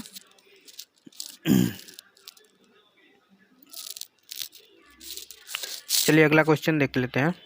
यह क्वेश्चन है कि प्राथमिक स्तर पर शिक्षार्थियों के लिए व्यवहारिक उपकरणों का महत्व है। प्राथमिक स्तर पर शिक्षार्थियों के लिए व्यवहारिक उपकरणों का महत्व है क्योंकि यह बहुत मदद करते हैं। क्या मदद करते हैं? शब्दों में व्यक्त समस्याओं को हल करने के लिए, या मानसिक और मौखिक परिकलन की गति बढ़ाने के लिए, या परीक्षा में बेहतर प्रदर्शन के लिए, या मूल गणितीय संकल्पनाओं को समझने के लिए। तो फ्रेंड्स, आप देखोगे कि क्वेश्चन है प्राथमिक स्तर पर शिक्षार्थियों के लिए व्यवहारिक उपकरणों का महत्व है। क्या वो मदद क्या करते हैं? शब्दों में व्यक्त समस्याओं को हल करने के लिए। तो इसमें सबसे अच्छा ऑप्शन दिख रहा है, वही देखते हैं पहले। मानसिक और मौखिक परिकलन की गति बढ़ाने के लिए, या परीक्षा में बेहतर, इस तरह के ऑप्शन कभी सही नहीं होते, परीक्षा में बेहतर प्रदर्शन वाले, तो ये तो पहले ही गलत हो जाएगा।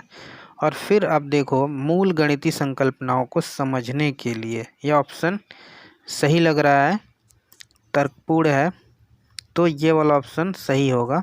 और ये कह रहा है शब्दों में व्यक्त समस्याओं को हल करने के लिए, खाली शब्दों में व्यक्त समस्याओं को हल करने के लिए, तो गलत है। मानसिक और मौखिक परिकलन की गति को बढ़ाने के लिए, गति बढ़ाने के लिए कौन काम करता है ऐसे, तो ये भी गलत होगा। फिर चौथा ऑप्शन सही है। नेक्स्ट क्वेश्चन देखते हैं।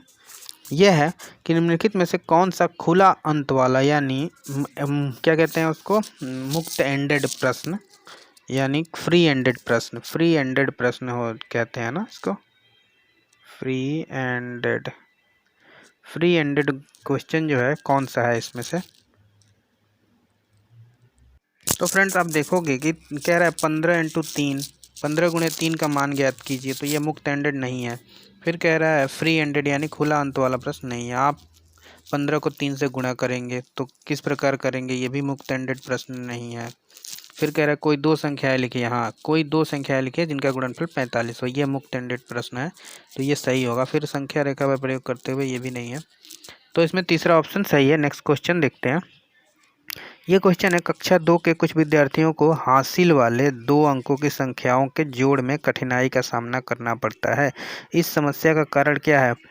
क्या है? पुनर्समूहीकरण की प्रक्रिया की समझ का अभाव, गणित में रुचि का अभाव, अंकित मान और स्थानीय मान में अंतर समझ जो भी है, शून्य के महत्व की समझ जो भी है, देखते हैं, समझ का अभाव। तो फ्रेंड, इसमें जो ऑप्शन है ना, तीसरा ही सही होगा, देखते हैं फिर भी। तो फ्रेंड, ये बात कर रहा है यहाँ पे कि कक्षा 2 के छात्र हैं और हासिल वाले 2 अंकों की संख्याओं के जोड़ने में कठिनाई हो रही है उनको। तो यहाँ पे पुनर्समूहीकरण की बात कर रहा है कि यानी रीग्रुपिंग, पुनर्समूहीकरण यानी रीग्रुपिंग। जब हम कोई भी यहाँ 2 अंकों की संख्या को जोड़ते हैं ऐसे, तो हम यहाँ पे 3 हुआ, मान लो यहाँ पे 10 हो गया तो 0 लिखते हैं, और फिर हमें रीग्रुपिंग करनी पड़ती है 1 की यहाँ पे। तो ये यहाँ पे क्या हो रहा है कि जोड़ में कठिनाई का सामना, तो ये लोग जोड़ तो ले रहे हैं यहाँ पे, लेकिन ये हासिल में गलती कर रहे हैं, यानी यहाँ तक तो जोड़ ले रहे हैं, फिर यहाँ भी जोड़ लेते अगर हासिल नहीं होता तो, लेकिन ये हासिल में कठिनाई कर रहे हैं, यानी स्थानीय मान वाली बात गलत है। ये मैंने कह रहा था सही होगा, लेकिन ये गलत है। फिर शून्य के महत्व की समझ का अभाव, ये ऑप्शन गलत है। फिर गणित में रुचि, इस तरह के ऑप्शन कभी सही नहीं होते। फिर कह रहा है तो यही ऑप्शन बचता है, यही सही है, क्योंकि ये रीग्रुप नहीं कर पा रहे हैं, हासिल मिल जा रहा है तो ये वहीं पे अटक जा रहे हैं, रीग्रुपिंग नहीं कर पा रहे हैं, इसको हमें इसमें इस ग्रुप में जोड़ना है। तो ये प्रक्रिया की समझ का अभाव, तो ये पहला ऑप्शन सही होगा। नेक्स्ट क्वेश्चन देखते हैं। यह है क्वेश्चन, प्राथमिक स्तर पर गणित की अच्छी पाठ्य पुस्तक के लिए निम्नलिखित में से कौन सी विशेषता महत्वपूर्ण है। गणित की अच्छी पाठ्य पुस्तक, वो भी कहाँ पे, प्राथमिक स्तर पे, तो उस निम्नलिखित में से एक विशेषता महत्वपूर्ण है, वह मोटी और बड़ी होनी चाहिए। गलत, इस तरह के ऑप्शन कभी सही नहीं होते। फिर कह रहा है उसमें अवधारणाओं का परिचय संदर्भों के द्वारा दिया जाना चाहिए। सही बात है, ये ऑप्शन ठीक हो सकता है। मतलब concept should be introduced through context. Concept जो है वो कॉन्सेप्ट के थ्रू उसमें इंट्रोड्यूस किया गया हो। कॉन्सेप्ट पहले कहते हैं कि कॉन्सेप्ट क्लियर होना चाहिए, तो ये वाला ऑप्शन सही होगा। आगे देख लेते हैं। उसमें केवल बहुत से अभ्यास होने चाहिए, इस तरह के ऑप्शन कभी सही नहीं होते। बहुत से अभ्यास होने चाहिए, अभ्यास वाली बात गलत हो जाती है। रंगीन होनी चाहिए, गलत। आकर्षक और रंगीन होनी चाहिए, लेकिन ये जो ऑप्शन नंबर 2 है ये बहुत ठीक है, तो ये ऑप्शन सही है। नेक्स्ट क्वेश्चन, पहला ये ऑप्शन है, ये क्वेश्चन है सॉरी, कि वैन हीले के ज्यामितीय स्तर, वैन हीले हैं उनके ज्यामितीय स्तर के अनुसार जो विद्यार्थी आकृतियों को दिखावट के अनुसार वर्णित और वर्गीकृत कर सकते हैं वे क्या हैं। तो फ्रेंड्स आप देखोगे कि वैन हीले का जो ज्यामितीय स्तर है उनके अनुसार विद्यार्थियों को अगर दिखावट के अनुसार वर्णित और कोई मतलब विद्यार्थी कोई चित्र देख रहा है उसके अनुसार वो वर्णित और वर्गीकृत कर ले रहा है बाद में, तो वो जो है मानसिक चित्रण ही तो है। मानसिक चित्रण यानी विजुअलाइजेशन, जो देख रहा है उसके बाद वो उसको उतार दे रहा है, जैसे मान लो कोई एक चित्र। तो ये वैन हीले का ज्यामितीय स्तर, ये पहला स्तर 0 बताता है, तो पहला ऑप्शन सही। उसके बाद अगर ये किसी ने कहा है तो हम 3 ऑप्शन तो ऐसे ही गलत हो जाएंगे, क्योंकि 3 में से हम अनुमान तो लगाना नहीं है, ये किसी ने कह दिया है तो वही सही होगा, इन्होंने कह दिया है तो सही हो गया। अब नेक्स्ट क्वेश्चन देखते हैं। नेक्स्ट क्वेश्चन है, गणित की कक्षा में संप्रेषण यानी कम्युनिकेशन का उल्लेख किस क्षमता का विकास करना है। गणितीय विचार, गणित की कक्षा की बात हो रही है, तो गणितीय विचार को सुव्यवस्थित, संचित और स्पष्ट करना है, या दंडारेख बार ग्राफ को देखकर आंकड़ों का अर्थ लगाना है, या कक्षा में पूछे गए प्रश्नों का तुरंत उत्तर देना है, या गणित की समस्याओं पर दूसरे के विचारों का खंडन करना है।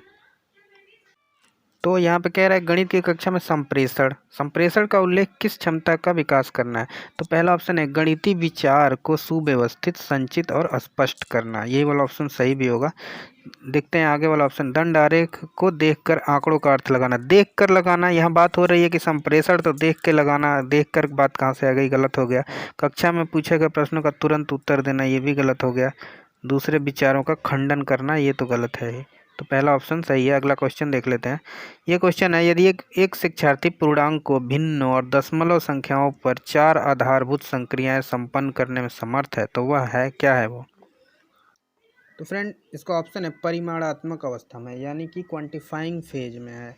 फिर विभाजनात्मक अवस्था में, यानी कि पार्टीशन जो भी है पार्टीशनिंग फेज में है, पार्टीशन कर दे रहा है, उसको टुकड़ों में तोड़ दे रहा है, यानी अब फिर है उपादान अवस्था में, यानी फैक्टरिंग फेज में है, या संक्रियात्मक अवस्था में है तो ऑपरेटिंग फेज में है।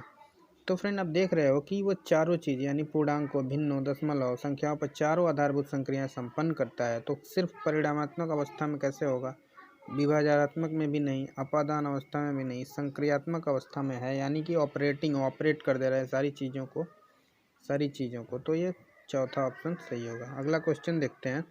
राष्ट्रीय पाठ्यचर्या रूपरेखा यानी NCF 2005 सिफारिश करता है कि प्राथमिक स्तर पर गणित की शिक्षा का केंद्र होना चाहिए क्या। विद्यार्थियों को गणित की शिक्षा में अंतर्राष्ट्रीय मापदंड अर्जित करने में सहायता करना, उच्चतर गणित के लिए तैयारी, गणित के अमूर्त विचार जानना, या कक्षा कक्ष में की गई पढ़ाई को विद्यार्थियों की दैनिक जिंदगी से जोड़ने में सहायता करना। तो जैसा कि आप देख रहे होगे वही ऑप्शन सही भी होगा जैसे आप सोच रहे हो। तो फ्रेंड विद्यार्थियों को गणित की शिक्षा में अंतर्राष्ट्रीय मापदंड अर्जित करने में सहायता करना, ये ऑप्शन गलत होगा। उच्चतर गणित की तैयारी, ये भी गलत है। गणित के अमूर्त विचार, गलत। कक्षा कक्ष में की गई पढ़ाई को विद्यार्थियों की दैनिक जिंदगी से जोड़ना ही महत्वपूर्ण होता है और उनमें सहायता करना, तो ये वाला ऑप्शन ठीक है, यही ऑप्शन सही है। अगला क्वेश्चन, यह निम्नलिखित में से कौन सा संख्या की समझ का महत्वपूर्ण पहलू है, या यहाँ दिया है नहीं है। तो आप 3 इसमें से होगा, जो पहलू होगा तो उसको ढूंढ लोगे तो नहीं वाला मिल जाएगा। तो इसमें संख्या की समझ का महत्वपूर्ण पहलू नहीं है। तो फ्रेंड आप देखोगे तो कौन सा संख्या की समझ का महत्वपूर्ण पहलू नहीं है। तो संरक्षण है, जो संरक्षण कंजर्वेशन कहते हैं जिसे, ये तो संख्या की समझ के लिए ज़रूरी होता है, तो ये तो ऑप्शन होगा नहीं। फिर पंक्तिबद्धता यानी सीरीज में जो करते हैं हम सीरिएशन, तो पंक्तिबद्धता एक पंक्ति में रखना, तो ये भी सही है एक क्या नंबर के लिए, तो ये भी ऑप्शन में नहीं होगा। फिर कह रहा है गणना यानी क्या काउंटिंग भी नंबर समझने के लिए ज़रूरी है, तो ये भी ऑप्शन में नहीं होगा। अंक लिखना कोई ज़रूरी नहीं होता है, यानी कि राइटिंग नंबर, तो ये नहीं है। पूछ रहा है तो ऑप्शन के हिसाब से ये सही होगा, लेकिन अगर ये हमको इतना हम नहीं हो को मिटा दे तो ये तीनों ऑप्शन सही हो जाएंगे। चलिए अगला क्वेश्चन, ये क्वेश्चन है कि अध्यापक ने कक्षा 4 की छात्रों को 36 टाइल दी हैं और उन्हें स्वयं सभी संभव आयतों में व्यवस्थित करने के लिए कहा है। इस क्रियाकलाप द्वारा निम्नलिखित में से कौन सी संकल्पना को संबोधित किया जा सकता है लेकिन संबोधित नहीं किया जा सकता है। तो 3 होंगे जो संबोधित किया जा सकता होगा। तो इसके अगर टाइल दिया जा रहा है तो उसमें क्या क्या हो सकता है, इसमें देखते हैं। तो फ्रेंड आप देख रहे हो कि 36 टाइल दी गई है और उन्हें सभी संभव आयतों में व्यवस्थित करने के लिए कहा गया है। तो इस क्रियाकलाप के द्वारा जो संकल्पना है वो कौन सी संकल्पना जो है, संकल्पना को संबोधित नहीं किया जा सकता। तो गुणनखंड, अगर 36 टाइल्स हैं तो गुणनखंड तो किया ही जा सकता है, ये संकल्पना करी जा सकती है। गुणनफल नहीं प्राप्त होगा, इसको नहीं किया जा सकता है। क्षेत्रफल भी हो सकता है अगर 36 है तो, फिर आयतन भी। तो ये अगर टाइल्स दे रखी हैं टाइल्स, तो इससे क्षेत्रफल भी हो जाएगा, आयतन भी, गुणनखंड भी, सिर्फ गुणनफल नहीं होगा। तो ये वाला दूसरा वाला ऑप्शन सही हो जाएगा। चलिए अगला क्वेश्चन देखते हैं। ये है क्वेश्चन 10,000, 10, 100, 10 दहाई बराबर है किसके। तो जैसा कि ये क्वेश्चन हर साल पूछा जाता है हर पेपर में, तो इसको आपको तैयार करना ही है। तो सबसे पहले हम जो सबसे ज़्यादा होता है उसको ऊपर रखते हैं। तो 10,000, 10, 100, 10 दहाई, तो सबसे ज़्यादा क्या है 10,000, तो आप 10,000 रख दो। फिर कह रहा है 10, 100, 10 100 का मतलब हो गया 10 100, ये हो गया 10 100, यानी यहाँ और यहाँ और यहाँ ये हो गया। और फिर कह रहा है 10 दहाई, यानी कि इकाई दहाई, ये हो गया 10 और दहाई 10 दहाई। तो फ्रेंड आप देखो अब कह रहा है ये वाला कह रहा है 10, ये 10 दहाई, तो 10 दहाई यानी यहाँ दहाई के अंक पे हमें 10 को रखना है, उसके बाद 0 लगा देना है। अब जोड़ना है, सबको प्लस कर रखा है तो 0 रखो यहाँ पे, 0 यहाँ पे, 1 यहाँ पे, 1 यहाँ पे, 1 यहाँ पे, तो वो 11100 किस में है, तीसरा ऑप्शन में 11100। नेक्स्ट क्वेश्चन, ये क्वेश्चन है 1 2 1 1 2 को यानी 121 12 को 11 से और ये 13 22 3 को 13 से भाग देने पर प्राप्त शेष फलों का योग, जो भी शेष बचेगा उनका योग पूछ रहा है। तो 1 पहले भाग दे लेते हैं, 1 2 1 1 2 1 2, ये आ गया 1 2 1 2 1 1 2, जिसको भाग दे दो आप 11 से तो कितना आ जाएगा 11 एकम 11, 2 1 बचेगा यहाँ, आप 1 नीचे लाओगे, 1 नीचे लाया, फिर एक बार में जाएगा ये, यानी कि या आप ऐसे भी कर सकते हो, 11 को 11 से भाग दोगे तो यहाँ 1 2 1 आ जाएगा, सीधे यहीं ऊपर ही आ जाएगा 1 2 1, तो ये सब कट जाएगा।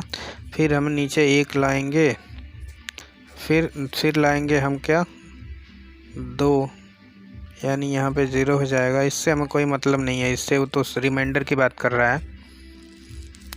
तो एक बार में जाएगा और यहाँ बचेगा शेष 1, ठीक है, यहाँ शेष 1 बच गया। अब हम इसको भाग देंगे किसको, 1 3 2 2 3 को 13 से भाग दे देंगे, तो 13 एकम 13, ये कट गया, 2 उतरा, फिर नीचे 2 उतरा, 1 उतर, फिर यहाँ पे 0 आ जाएगा, बढ़ जाएगा, 13 दूना 26, मतलब 13 एकम 13, एक ही बार में जाएगा, 13 लिख दिया हमने।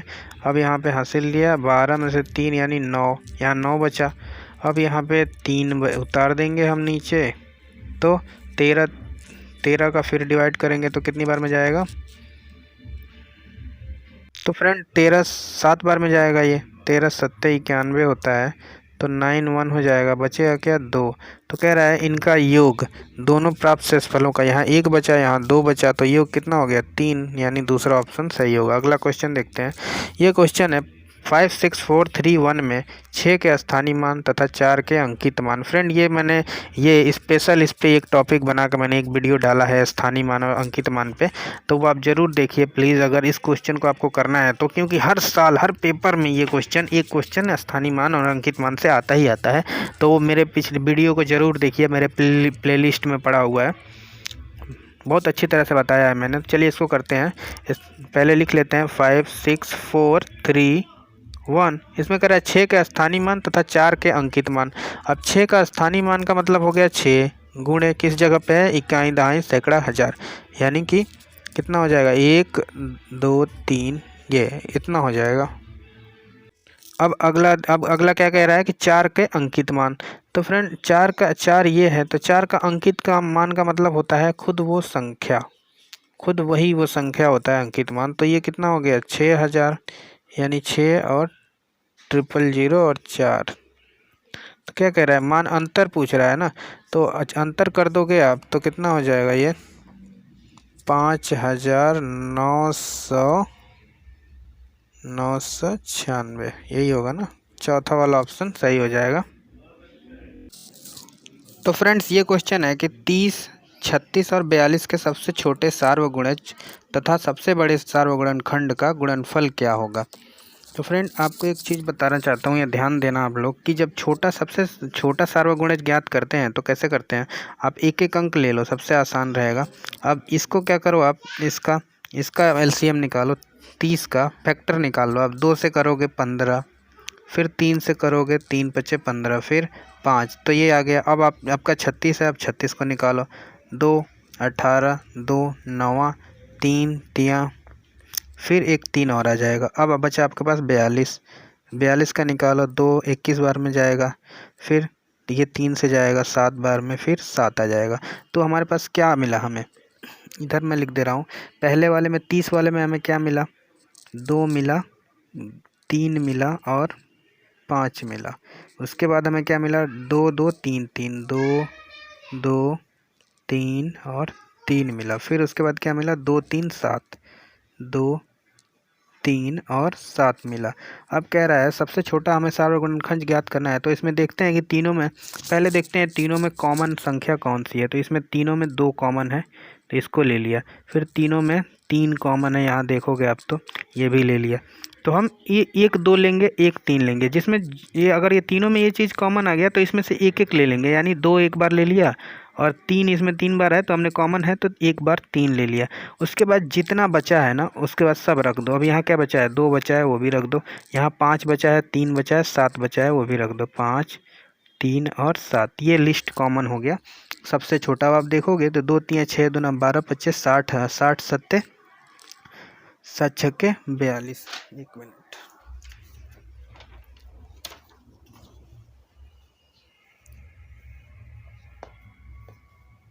फ्रेंड यहाँ पे 5 और 7 जो रखा हूँ, यहाँ 3 भी तो बचा है, यहाँ ये वाला 3 छूट गया था, तो 3 भी है। तो 2 3 6 2 12 25 60 3 180 180 सत्ते 180 सत्ते करोगे आप तो आएगा 1260। तो ये हमारे पास लिस्ट कॉमन सब ये वाला आ गया, सबसे छोटा सार्वगुणनखंड हमारे पास 1260 आ गया। अब सबसे बड़ा ज्ञात करना होगा, तो उसके लिए मैं फिर से दिखा दे रहा हूँ आपको करके। 1260 याद रखना आप, ये 1260 हमारा आ गया है। अब सबसे बड़ा करना है, तो सबसे बड़े के लिए आपको क्या करना होगा? इस सबसे बड़े के लिए हमें एमएसपी निकालना, सॉरी एचसीएफ निकालना पड़ेगा, यानी हाईएस्ट कॉमन फैक्टर निकालना होगा। तो जैसा कि मैंने अभी आपको निकाल के दिखाया था, तो हाईएस्ट कॉमन फैक्टर सेम वैसे ही हो जाता है। हाईएस्ट कॉमन फैक्टर जैसे कि मैंने निकाला था, यहाँ पे क्या था? 2 था, गुणे 3 था, और गुणे 5 था, फिर था 2 गुणे 2 गुणे 3 गुणे 3, और फिर था 2 गुणे 3 गुणे 7। तो हमने ऐसे निकाल लिया था, ये 3 को भी कॉमन कर लिया था, सॉरी 3 यहाँ पे है, इस 3 को कॉमन कर लिया था, तो हमने एक बार इसको लिया, एक बार इसको, और जो बचा उसके साथ गुणा करके 1260 लाए। लेकिन जब हाईएस्ट निकालते हैं ना फ्रेंड, तो सिर्फ ये दोनों को ही लेते हैं, सिर्फ ये 2 का, और जो बिना कॉमन के रह जाते हैं उनको छोड़ देते हैं। तो 2 यानी एक बार 2 लेंगे और एक बार 3, जो कॉमन आया उसी को लेते हैं, एक बार 3, तो यानी 6 मिला हमें। अब कह रहा है 6 मिल गया हमें हाईएस्ट वाला, इसको मिटा दे रहा हूँ मैं, 6 मिल गया हमें हाईएस्ट वाला। तो अब क्वेश्चन में कह रहा है कि सबसे दोनों का गुणनफल क्या है। तो अब गुणनफल यहाँ पे 6 मिल गया, अब 6 से गुणा करो, 6 शून्य शून्य, 6 में 6 गुणा करोगे 36 हो जाएगा, 3 हासिल आएगा, 6 दूना 12 और 3 15, 1 हासिल आएगा यहाँ पे, 6 कम 6 और 1 7, 75 60 किस में है, पहले ऑप्शन में, तो पहला ऑप्शन सही हो जाएगा। अगला क्वेश्चन, ये अगला क्वेश्चन है कि 84 के सभी धनात्मक गुणनखंडों का योग जो 7 के गुणज हैं निम्न है क्या है। चलिए इसको करते हैं। 84 के सभी धनात्मक गुणनखंड, तो फ्रेंड 84 के धनात्मक गुणनखंड क्या होंगे, 1 से कटेगा ही 84, फिर 2 से भी कटेगा, 3 से भी कट जाएगा, 4 से भी कटेगा, 6 से भी कट जाएगा, 7 से कटेगा, फिर 12 सत्ते 84 होता है, फिर 14 से भी कट जाता है, फिर 21 से 84 कट जाएगा, फिर उसके बाद आएगा आपका 28, इससे भी कटेगा, फिर 42 इससे भी कट जाएगा, और लास्ट में 84। तो लास्ट में खुद 84 आ गया। तो इतनी संख्याओं से जो है 84 कटेगा, यानी इसके गुणनखंड इतने होंगे। तो अब इसमें कह रहा है कि जो 7 के गुणज है, अब जो धनात्मक गुणनखंडों का योग निकालना है जो कि 7 के गुणज होंगे। अब इसमें 7 के गुणज कौन कौन से हैं, एक 7 है, फिर 7 दूना 14, 7 तियाँ 21, 7 चौक 28, 7 छक्के 42 और 84 जो आगे चला जाएगा, ये 12 सत्ते 84 हो जाएगा। तो इन्हीं का योग निकालना है। तो अब 7 में 14 जोड़ दो, 21 जोड़ दो, 28 42 और 84 सब जोड़ दोगे तो 196 आएगा, आप चेक कर लेना। चलिए अगला क्वेश्चन देखते हैं।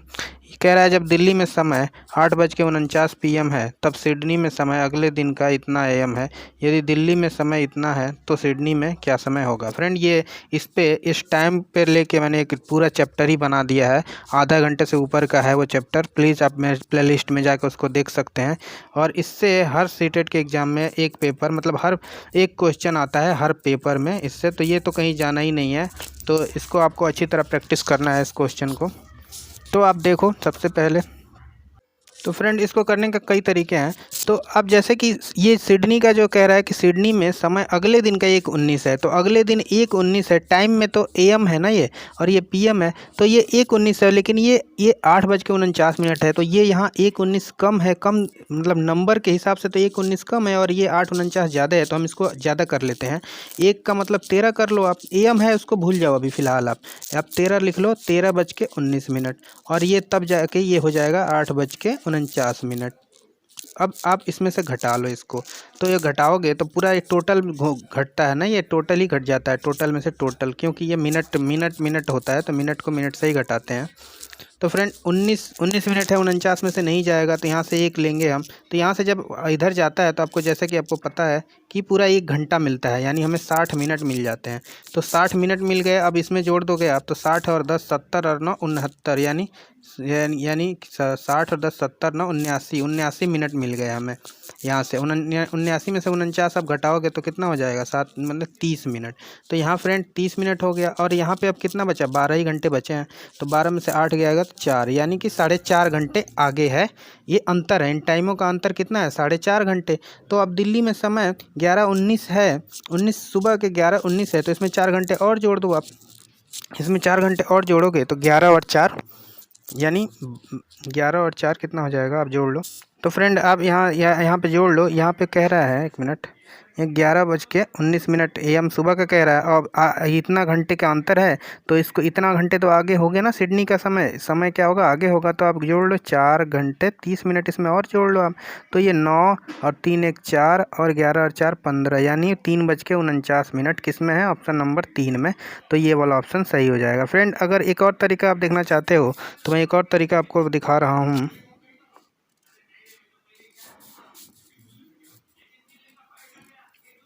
एक दूसरे तरीके से इसको करके देखते हैं, तो उस तरीके से आपको समझ में आ जाए। जैसे कि मान लो कह रहा है सुबह के 8:49 PM हो रहा है, और वो 1:19 पे 19 AM है सुबह के अगले दिन का। तो 8 और तो अंतर हम ढूंढेंगे यहाँ पे, तो रात के 8:49 है, 9:49, फिर 10 फिर 11 होगा, फिर 12 होगा, तब जाके ना 1:49 पे होगा, तब जाके 1:49। तो अंतर कितने का आ गया फ्रेंड? 8:49 से 9, 1 2 3 और 4, और यहाँ तक 5 घंटे का अंतर हो गया। 1:49 तक 5 घंटे का अंतर हो गया फ्रेंड। लेकिन यहाँ पे तो 19 ही है ना, 19 और यहाँ 49 हो गया है। तो हमें कितना और इसमें से माइनस करने को पड़ेगा? यहाँ पूरा हमें 5 घंटा मिल गया है समय, पूरा 5 घंटा। लेकिन हमें यहाँ से 30 मिनट और निकाल देंगे, अगर माइनस कर देंगे तो ये 1:19 के बराबर हो जाएगा। तो 30 मिनट और अगर 5 घंटे में से आप निकाल दोगे, इसमें से 30 मिनट और निकाल दोगे, तो बचेगा तो 4.5 घंटा ही ना। तो यही 4.5 घंटे का अंतर यहाँ से निकल आया। अब इसमें जोड़ दोगे आप तो ये 3:49 आ जाएगा। तो देखते हैं अगला क्वेश्चन। ये अगला क्वेश्चन है, एक मानचित्र पर आधा सेंटीमीटर भूमि पर 125 किलोमीटर को दर्शाता है। यानी आधा सेंटीमीटर जो है ये बराबर करता है 125 किलोमीटर को। यदि दो नगरों के बीच की दूरी जो है 2000 किलोमीटर है, तो मानचित्र पर उनके बीच की दूरी कितनी होगी? अगर आधा सेंटीमीटर है वो 125 किलोमीटर को दर्शाता है। यानी ऐसे हम देख सकते हैं,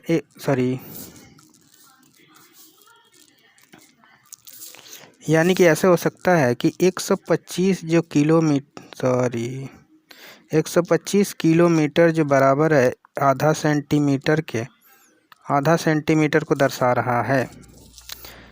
तो 1 किलोमीटर कितने को दर्शाएगा? तो 1 किलोमीटर दर्शाएगा आधा और बटा हमारा 125, यही तो हो जाएगा, गुणा कर हो जाएगा इसमें।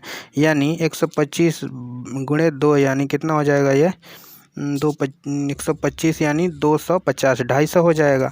यानी जो है 1 किलोमीटर दर्शाएगा 1/250 सेंटीमीटर। तो 2000 कितने को दर्शाएगा? हमने 1 का निकाल लिया 1 किलोमीटर का, तो 2000 किलोमीटर का आसानी से निकाल लेंगे। ये सेंटीमीटर में है, 1 मिनट, ये 250 हो गया। अब इसमें हम 2000 का गुणा कर देंगे, और तो 0 से 0 कैंसिल, और 25 चौके 100 होता है, तो 25 बटे 200 हो जाएगा। यानी ये 8 का 1 में गुणा कर दोगे तो ये 8 सेंटीमीटर आ जाएगा फ्रेंड 2000 का। तो ये ऑप्शन नंबर तीसरा सही हो जाएगा। अगला क्वेश्चन, ये क्वेश्चन है कि निम्नलिखित में से कौन सा एक सही नहीं है? तो फ्रेंड आप देखोगे 2000 मिलीलीटर 2 लीटर, ये सही है। 25 शतांश यानी ये भी सही है। कौन सा सही नहीं पूछ रहा है? 57 बराबर है 07, हाँ ये भी सही है। 30 सेंटीमीटर भुजा वाले वर्ग का क्षेत्रफल इतना मीटर आयत के क्षेत्रफल के समान है। तो फ्रेंड ये चौथा ऑप्शन गलत लग रहा है मुझे।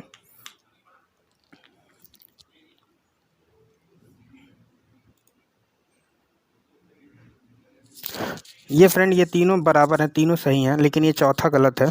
तो ये रहे 60 क्वेश्चन, मतलब 30 क्वेश्चन फ्रेंड आपके लिए मैथ पेडागोजी से। कैसा लगा बताइएगा ज़रूर कमेंट में। फिर अगले 30 क्वेश्चन के साथ मैं फिर जल्दी उपस्थित होऊंगा आप लोगों के सामने मैथ पेडागोजी के। तब तक के लिए धन्यवाद फ्रेंड। फिर एक बार और जाते जाते आपसे रिक्वेस्ट कि प्लीज़ सब्सक्राइब नहीं किया हो तो कर लीजिएगा।